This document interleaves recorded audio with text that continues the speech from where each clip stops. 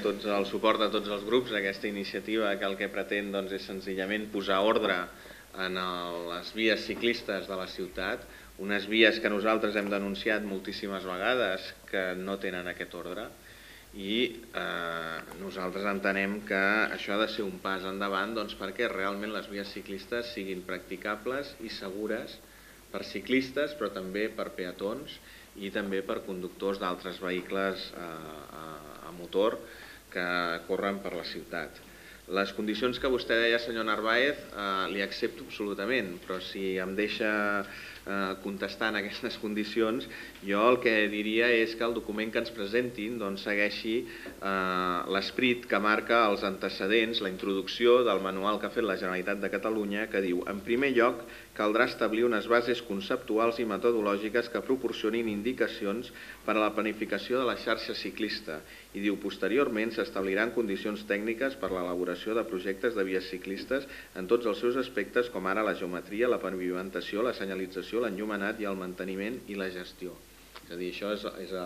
són l'esperit que després desenvolupa el manual que ha fet la Generalitat i que jo crec que l'Ajuntament de Barcelona, un manual així, que nosaltres no li criticarem que sigui publicitari si després l'apliquen. Si després tot això acaba amb un tríptic repartit a no sé on, però no s'aplica, doncs entendrà que li acabarem dient que és publicitat. Però si vostès fan un document amb aquest esperit i després l'apliquen, evidentment nosaltres no direm que és publicitari. D'entrada ja sabem alguns punts que si aquest document es fa bé ens haurem de plantejar suprimir-los. Per exemple, el famós carril bici de la Diagonal. Si vostè va al manual de guies ciclistes de la Generalitat de Catalunya o el de Guipúzcoa, per exemple, el de Guipúzcoa les vies les fan una mica més amples. No sé si per allò que els bascos tot ho volen més gran, no? Però ells ho fan una mica més amples. A Catalunya les vies són una mica més estretes, però malgrat que les vies són una mica més estretes, si anem amb un metro a medir el carril bici de la Diagonal, li asseguro que al metro i mig mínim que marca la Generalitat hi ha trossos de la Diagonal que el carril bici no ho té. La separació que marca el manual de la Generalitat respecte a la separació mínima que ha de tenir un carril bici amb certs elements urbans, a la Diagonal no ho té. Si vostè va al carril bici de la Meridiana, quan passem per la plaça Les Glòries, a dintre del carril bici continua havent-hi una columna que suporta l'eix, de manera que materialment, si el ciclista vol continuar anant pel carril bici, o es produeix un fenomen paranormal, que és que aconsegueix travessar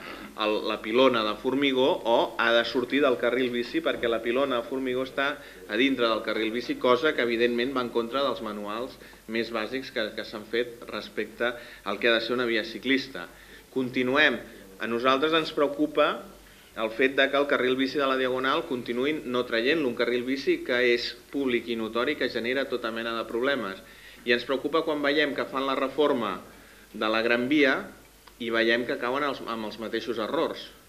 Vostè em dirà: home, a la Gran Via el passeig lateral és molt més ample que el de la Diagonal, però continuem pintant el carril bici amb uns contactes amb les estacions d'autobús que nosaltres creiem, i a més la realitat ho constata, que generen problemes. No entenem per què el carril bici, en comptes de pintar-lo enganxat a la calçada central, que és per on van els autobusos, almenys en el cantó de Mar, per què no l'hem posat en el cantó de Mar? Vostè em dirà: home, és que si vostè mira el passeig central pel cantó de Mar hi ha un quiosc, i el carril bici no podíem fer una S perquè esquivés el quiosc. Però clar, quan nosaltres estem fent manteniment integral d'una via que ha significat aixecar-la completament, el que no entenem és per què no hem pogut canviar el quiosc de Mar a muntanya, de manera que el carril bici hagués pogut passar per baix, deixant una diferència raonable entre la parada d'autobús i el carril bici. És per solucionar tots aquests problemes que nosaltres demanem aquest manual. I si vostès redacten aquest manual i el compleixen, no es preocupi que no li criticarem ni per publicitat, i evidentment si el fan amb l'esperit aquest de que ha de servir com unes bases conceptuals i metodològiques que proporcionin indicacions per a la planificació de la xarxa ciclista, amb tots els detalls tècnics, tampoc li direm que és incomplet, perquè una altra de les coses que a nosaltres ens preocupa, i aquí hem fet moltes intervencions al respecte, és posar ordre en la circulació de bicicletes. L'article 14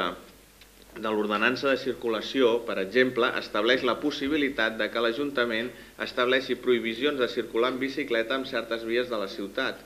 Prohibicions que no s'han desenvolupat. Nosaltres, per exemple, ens agradaria que tot el que és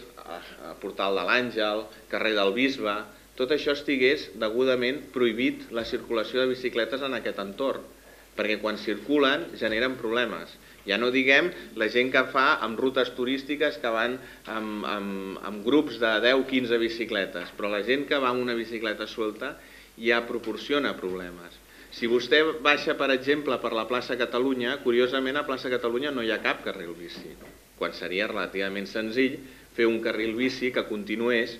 Rambla Catalunya i Rambla Vall, que són vies teòricament pacificades on la bicicleta pot circular tranquil·lament per la calçada com els cotxes. El problema és que quan arriba a plaça Catalunya no hi ha una continuïtat. Nosaltres el que demanem és el manual precisament per posar ordre en tot això. I si posen ordre aquí, no es preocupin que el suport de Convergència i Unió el té garantit.